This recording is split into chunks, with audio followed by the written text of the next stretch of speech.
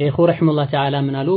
ወሁወ ሚን ሱነኒል ሙርሰሊና ካሉ በኋላ ጋብቻ የነቢያት ሱና መሆኑን ከገለጹ በኋላ ወፊል ሐዲቲ ሶሒህ በሆነ ሐዲስ ያ መዕሸረ ሸባቢ ወጣቶች ሆይ መን እስተጣዐ ሚንኩሙል ባአተ ከእናንተ ውስጥ የትዳርን ጣጣ የቻለ ሰው ለማግባት ብቁ የሆነ ሰው ፈልየተዘወጀ ያግባ።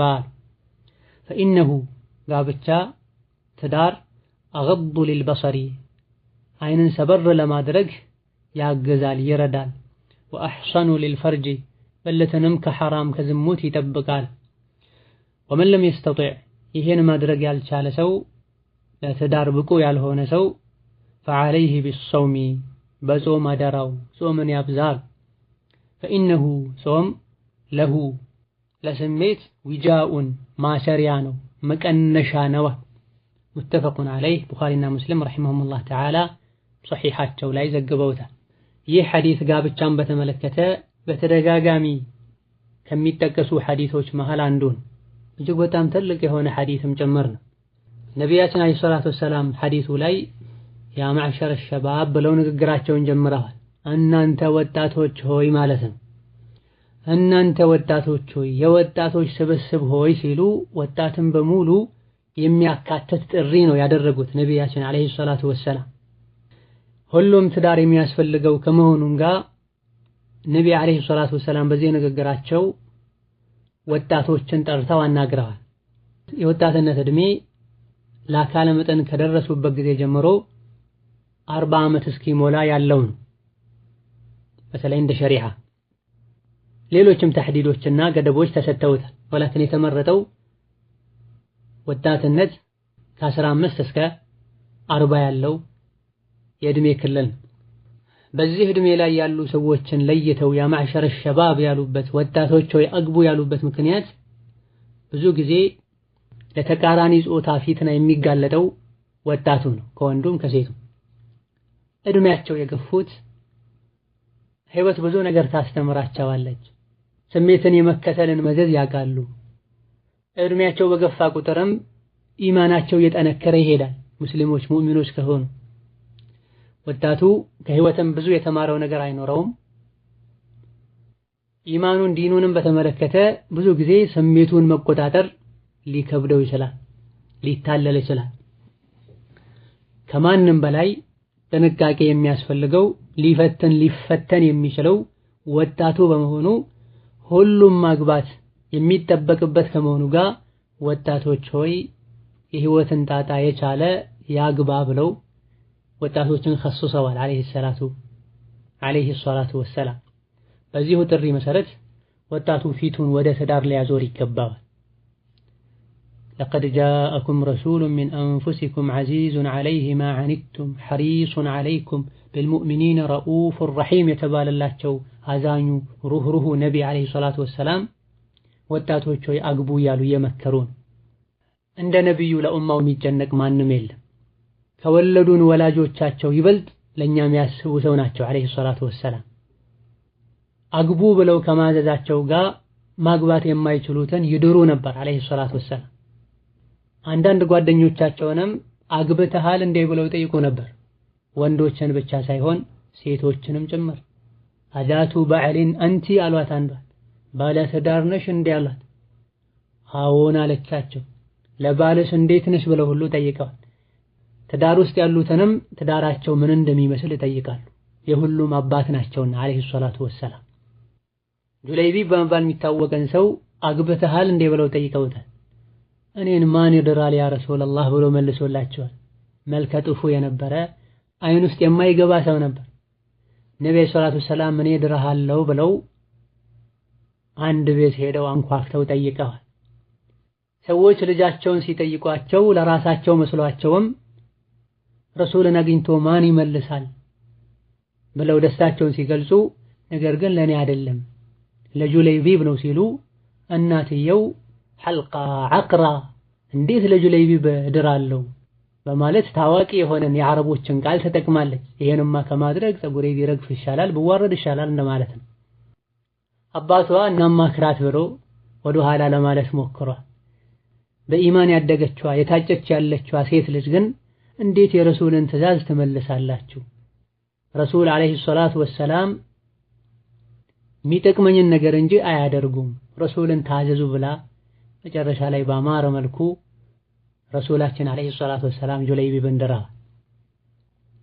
ሌሎች አቅመ ደካማ የሆኑ ሰዎችን የረዱ የሚድሩበት ሁኔታ ነበር። ወጣት ሆይ የረሱልን ሰለላሁ ዐለይሂ ወሰለም ጥሪ አክብር፣ አግባ። በዘመኑ ሸይጣንና ረዳቶቹ ወጣቱ ከትዳር ወደ ኋላ እንዲል እያደረጉ ነው። አቅም የለህም እያሉ አሁኑኑ የትዳር ወጥመድ ውስጥ ገብተህ ወጣትነትህን በደስታ ማሳለፍ ትተህ ልትታሰር ጭንቅ ውስጥ ልትወድቅ አይገባም እያለ አንዳንዴ በድህነት ሌላ ጊዜ ደግሞ እዚህ ግባ የማይባል በተልካሻ ምክንያት ወጣቱን ከትዳር የሚያስፈራሩ ሰዎች በዝተዋል። የሚረዝቀው አላህ ነው ተባረከ ወተዓላ። ለብቻህ ለመኖር የምታወጣው ወጪም ቤት መስርተህ ብስሚላህ ብለህ ወጪ ካደረግከው ለአንተም ለእህትህም ለልጆችህም ጭምር ይበቃል። አላህም በረካ ያደርገዋል። ጤነኛ የሆነ በሙሉ ውስጡ ላይ የተቃራኒ ጾታ ፍላጎት ይኖራል። ይህን ፍላጎትህን በሸሪዓው መሰረት ካላሳካኸው ሐራምን ማሰቡ፣ አላህ ይጠብቀን፣ ዲን ላይ ጠንካራ ካልሆኑ ሐራም ላይ መውደቁ፣ የተለያዩ ፈተናዎች መዳረጉ የማይቀር ነገር። ስለዚህ ነብዩ ሰለላሁ ዐለይሂ ወሰለም አግባ ብለው መክረውሃል። የነብዩን ሰለላሁ ዐለይሂ ወሰለም ትእዛዝ እንኳን ተግባራዊ ለማድረግ ባለፈው ደርስ እንደተጠቀሰው የነብያት ሱና ነው ነብያትን ለመከተል ብለውን ካግባ፣ ሴቷም ታግባ። ለትዳር ከደረሰች ዲኑ ጥሩ የሆነ ሰው ከመጣ እሺ ትበል። ወጣቱን ብቻ ሳይሆን አግባ ያሉት ነብዩ ሰለላሁ ዐለይሂ ወሰለም ወላጆችንም ኢዛ አታኩም መን ተርضون ዲነሁ ወኹሉቀሁ ፈዘውጁህ ብላ፣ ዲኑን አኽላቁን የምትወዱ ሰው ከመጣ ስጡት ዳሩት ብላ፣ ያላደረጋችሁ እንደሆነ ፈሳድ ይስፋፋል ብላ። እያየነው ነው የኔ ነብዩ ሰለላሁ ዐለይሂ ወሰለም ንግግር ውጤቱ። ወጣቱ ማግባት የፈለገ ሴቷም ትዳር መያዝ የፈለገች ገና ነሽ እያሉ አንዳንዴ ለግላቸው ጥቅም ብለው ሌላ ጊዜ ባለማሰብ ትዳርን ይከለክሏታል። ሐራም ላይ ትወድቃለች። በሐራም መንገድ ይገናኛሉ። እዛ ወላጆችም የትዳርን ጉዳይ ገራ ሊያደርጉ ይገባቸዋል። ከፍተኛ መህር ከመጠየቅ ያልሆነ መስፈርት ሸሪዓ ማይቀበለውን መስፈርት ከማስቀመጥ ጥንቃቄ ሊያደርጉ ይገባቸዋል። ወጣቱም ፈጥኖ ሊያገባና ለማግባት የሚረዱ ነገሮችን ሊያሟላ ይገባል። እድሜውን በከንቱ የሚያቃጥል እጅግ በጣም በርካታ ወጣት አለ። አይማርም፣ አያስተምርም፣ አይሰራም፣ የራሱን ወጪ አይሸፍንም። እንደዚሁ ሰዎች ላይ ሸክም ሆኖ የሚኖር ከጊዜ በኋላ ይነቃል። ይህ ሊሆን አይገባም። አላህ ጤና ከሰጠህ ጊዜ ካለህ ሰርተህ ራስህን ለውጠህ ቤተሰብ መስርት። የነቢዩን አለይሂ ሰላቱ ወሰላም ኡማ ቁጥሩን አብዛ። ሙስሊም እህትህን ከጎኗ ሆነህ እርዳ። ለሌሎች መብቃት እየቻልክ ለራስህ ብቻ አትኖር። ሸይጣን ድህነትን ስላስፈራራህ አልችልም ብለህ ወደ ኋላ አትበል። ጤነኛ ከሆንክና ሙያ ካለህ አሊያ ደግሞ ሰርተህ የምታመጣበት ጉልበት ካለህ በአላህ ተመክተህ ትዳር ውስጥ ግባ፣ አላህ ይረዝቅሃል። በለጋ ቀደምቶች ርዝቅን በትዳር ፈልጉ ብለው ሁሉ ተናግረዋል። ምንም ያልነበራቸው ሰዎች ሲያገቡ የርዝቁን በር አላህ ከፍቶላቸው፣ ስትወልድ ደግሞ የሚወለደው ርዝቁን ይዞ ይመጣል። ምን ኖሮኝ ነው ማገባው ምን ላበላት ልጅ ሲወለድ እንዴት ሎን ነው ብለው በራሳቸው አቅም የሚኖሩ የሚመስላቸው ብዙ ሰዎች አሉ። መታገባትም ርዝቋን ይዛ ነው የምትመጣው። የሚወለዱ ልጆችም ርዝቃቸውን ይዘው ነው የሚመጡት። አላህ ተባረከ ወተዓላ ወማ ሚን ዳበትን ፊል አርድ ኢላ ዐለላሂ ሪዝቁሃ ብሏል። ምድር ላይ አይደለም የተከበረው ወለቀድ ከረምና በኒ አደም የተባለለት የሰው ልጅ ቀርቶ ዳባ ምንም ተንቀሳቃሽ የለም አላህ ቢረዝቀው እንጂ ርዝቁ አላህ ላይ ቢሆን እንጂ ተብሏል። ማ ኡሪዱ ሚንሁም ሚን ሪዝቅን ወማ ኡሪዱ አን ዩጥዒሙን ብሏል። ሌላኛው አንቀጽ ላይ ሰዎችንም ጂኖችንም የፈጠርኳቸው ለዒባዳ ነው፣ ርዝቃቸውን ችላችሁ ኑሩ ብዬ አልተዋቸውም፣ እኔ ነኝ መረዝቃቸው ብሏል። በታዘዝከው መሰረት ጌታህን ተገዛው፣ ቃል በገባልህ መሰረት አላህ ይረዝቅሃል። ድህነትን አትፍራ፣ አላህን ተባረከ ወተዓላ ብቻ ፈራ። ነብዩ ሰለላሁ ዐለይሂ ወሰለም ወጣቱን አግባ ብለው ሲያዙ መን ኢስተጣዐ ሚንኩሙል ባአተ ነው ያሉት። የትዳርን ጣጣ የቻለ አሉ። ማስተዳደር የሚችል ሰው ማለት ነው የተፈለገበት። ለማህር መክፈል የሚችለው ገንዘብ ያለው፣ የቤት ወጪ መሸፈን የሚችልበት፣ ማረፊያ ማዘጋጀት የሚችልበት አቅም ያለው ሰው ያግባል። ወሀከዛ ሙሉ ጤነኛ የሆነና የሚስቱን ሐቅ የአልጋ ሐቅ መጠበቅ የሚችል ሰው ጭምርም ማለት ነው። እነዚህ ሁለቱ ከተሟሉ ፊትናን የሚፈራ ሰው የዝሙትን የተቃራኒ ጾታን ፊትና የሚፈራ ሰው ማግባት ይወጅብበታል፣ ዋጅብ ግዴታ ይሆንበታል። ስሜት በከፊል ከመኖሩ ጋር ፊትና ላይ መውደቅን የማይፈራ ሰው ማግባቱ ለሱ የጠበቀ ሱና ነው እንላለን ነብዩ ስላዘዙ። በየትኛውም መልኩ ጤነኛ የሆነና ትዳርን ለመመስረት የሚያስፈልገውን ወጪ መሸፈን የሚችልበት አቅም ያለው ሰው ላይ በሙሉ በጥቅሉ ትዳር ማድረግ ዋጅብ ነው ያሉ ዑለሞች አሉ። ምክንያቱም ነብዩ ሰለላሁ ዐለይሂ ወሰለም ያ ማዕሸረ ሸባብ መን ኢስተጣዐ ሚንኩሙል ባአተ ፈሊየተዘወጅ ብለዋል። ፈሊየተዘወጅ አምር ነው፣ ትእዛዝ ነው። አቅም የሚለው ደግሞ ንስብ የሆነ ጉዳይ ነው። የራስ የሆነ ቪላ ቤት ሳይኖረኝ መኪና ሳይኖረኝ ሱቅና መጋዘኖች ሳይኖሩኝ ብለው ወደ ኋላ የሚሉ ነገር ግን አይናቸው ሐራም የሚያይ ልባቸው ሐራም የሚያስብ ብዙዎች አሉ። አቅም ሲባል ያ አይደለም የተፈለገው። መጠለያ ሊሆን የሚችልን ቤት በክራይም ይሁን በሆነ መልኩ ማዘጋጀት ከቻልክ፣ ቀን ላይ 2-3 ለመብላት የሚያስፈልገውን እህል ማሟላት ከቻልክና ለማህር መክፈል መችለውን ገንዘብ ካገኘህ ትዳር መመስረት ይወጅብብሃል። ፍትናን የምትፈራ ከሆነ ራሱን መቆጣጠር የማይችል ሰው ከሆነ ሐራም የሚያይ ሐራም ላይ የሚወድቅ ሰው ከሆነ ያልቻለና አቅም የሌለው ሰው ትዳር ውስጥ ሊገባ አይገባም። ትዳር ትልቅ ኃላፊነት ነው። ለዚህም ነብዩ ሰለላሁ ዐለይሂ ወሰለም መን ኢስተጣዐ ብለዋል። በማግባት የሚገኘውንም ጥቅም ጭምር ገልጸዋል። ለትዳር ለማነሳሳት የተጠቀሙት ሌላ እስሉብ ነው። ፈኢነሁ አገዱ ሊልበሰር ጋብቻ አይንን ሰበር ለማድረግ ይረዳል። ፈኢነሁ አይተዘውጅ ማለት ማግባት ማለት ያቱን ፈሊየተዘወጅ ብለዋልና ገዱል በሰር አላህ ተባረከ ወተዓላ ቁርአን ላይ ካዘዘን ትእዛዞች መሃል አንዱ ነው። አይንን ሰበር ማድረግ፣ ከፊት ለፊት የሚያልፈውን ሁሉ ማየት የለብህም። ሴቷም እንደዚሁ አጅነቢ ወንድን ማየት ሐራም ነው። ባዕድ ሴትን ማየት የተከለከለ ነው። ባዕድ ወንድን ማየት የተከለከለ ነው። ዝሙትን አትቅረቡት ብሏልና አላህ ተባረከ ወተዓላ ከዝሙት መንገዶች አንዱ ተቃራኒ ጾታን በስሜት ማየት ነውና ወላ ተቅረቡ ዚና የሚለውም ጭምር እንዲህ አይነቱን እይታ ያካትታል። ኢዛ ነብዩ ሰለላሁ ዐለይሂ ወሰለም አገዱ ሊልበሰር አሉ። አይንን ሰበር ለማድረግ ይረዳል፣ እይታህን ይቀንሳል። ከፊት ለፊት የምታለፍን ሴት ሁሉ እንዳታይ ያደርጋል፣ ልብህ እንዳይበታተን ያደርጋል። ይህ ብቻም ሳይሆን ወአሕሰኑ ሊልፈርጅ አሉ፣ ብልትንም ከሐራም ይጠብቃል። ባለትዳር ከሆነ ከሌላኛዋ ሴት የሚፈልገውን ነገር ከሚስቱ ማግኘት ይችላል። በመሆኑም አይኑን ሰበር ያደርጋል። ነፍስያውን ካለ ሐራም ብትገፋፋው ባለትዳር በመሆኑ ራሱን መቆጣጠር ይችላል። በሐራም ለማድረግ ያሰበውን ነገር በሐላል ያደርጋል። ሴቷም እንደዚሁ ባለትዳር ከሆነች ከፊት ለፊቷ የሚያልፍን ወንድ ሁሉ አታይም፣ አይኗን ሰበር ታደርጋለች። ነፍስያዋ ለሐራም ብትገፋፋት ሁሉ ሐላሉ ያለ ለምን ሐራም ላይ ትላለች። ضميሩ ቀልቡ ካልሞተ ኢማኑ ዜሮ ቀልቡ ካልሞተና ኢማኑ እጅጉኑ ካልደከመ በሐላሉ አላህ የፈቀደለትን ትቶ ሐራም ላይ አይሄድም። ማግባት እየፈለጉ የማይችሉ ሰዎች አሉ። ጥረት እያደረጉ እየተመኙ ሰበቡን ሁሉ ያደረሱ ማይችሉ ሰዎች አሉ። እነሱስ ምን ያደርጉ? የኡማውን ጉዳይ በሙሉ የሚዳስሱት ነብዩ ሰለላሁ ዐለይሂ ወሰለም ፈመን ለም የስተጢዕ ፈዐለይሂ ቢሰውም ብላ ያልቻለ ጾምን አደራው ብላ። ፈዐለይሂ የሚለው አገላለጽ ኢግራእ በመባል ይታወቃል። ማነሳሳት፣ መገፋፋት ማለት ጾሙ ብቻ ሳይሆን ያሉት መፍትሄው መጾም ነው ብቻ ሳይሆን ያሉት ሊጾም ይገባዋል ማለት ትእዛዝ አዘልም የሆነ ቃል ነው ማለት።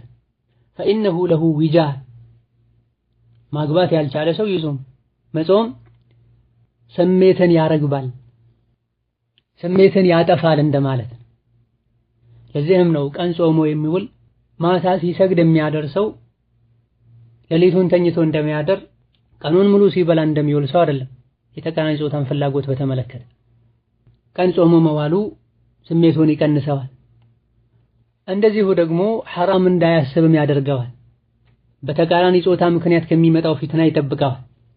ለዚህ የሚያበቃው ትክክለኛው ጾም ነው። ነብዩ ጾሙ ብለው ሲያዙ ከምግብና ከመጠጥ ብቻ ጾሙ ማለታቸው አይደለም።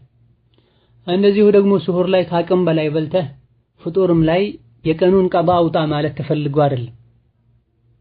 ስሜትን የሚቀንሰው ከተቃራኒ ጾታ ፊትና የሚጠብቀው ጾም ትክክለኛው አላህን የሚፈሩ ሰዎች ጾም ሲሆን ወይላ ምግብና መጠጥን መተው ብቻ ለዚህ የሚያበቃና የተቃራኒ ጾታ ፊትና የሚከላከል ቢሆን ረመዳን ላይ በየጊዜው ሐራም ላይ የሚወድቁ ባለቤቶቻቸውን አስገድደው የሚደፍሩ ግለሰቦች ባልኖሩ ነበር። እጅግ በጣም በሚያሳዝን መልኩ የተከበረው ረመዳን ላይ ቆሻሻ ፊልም እያዩ ስሜት የሚቀሰቅሱ ነገሮችን እያደረጉ ራሳቸውን ለማርካት ሞክረው ምን ይሻለኛል ጾሜ ይጠፋል ወይ ከፋራ አለብኝ ወይ ብለው የሚጠይቁ ሰዎች አሉ። ማግባት አልችልም ጾማለሁ ያሉ ምግብና መጠጥን በመተው ብቻ ጾመናል ብለው በአይናቸው ሐራም የሚያዩ ኢንተርኔት እየጎረጎሩ አላህ ሐራም ያደረገውን ቆሻሻ ነገር የሚመለከቱ ከሴት ጋር የሚላፉና የሚቀልዱ በሐቂቃው አልጾሙ።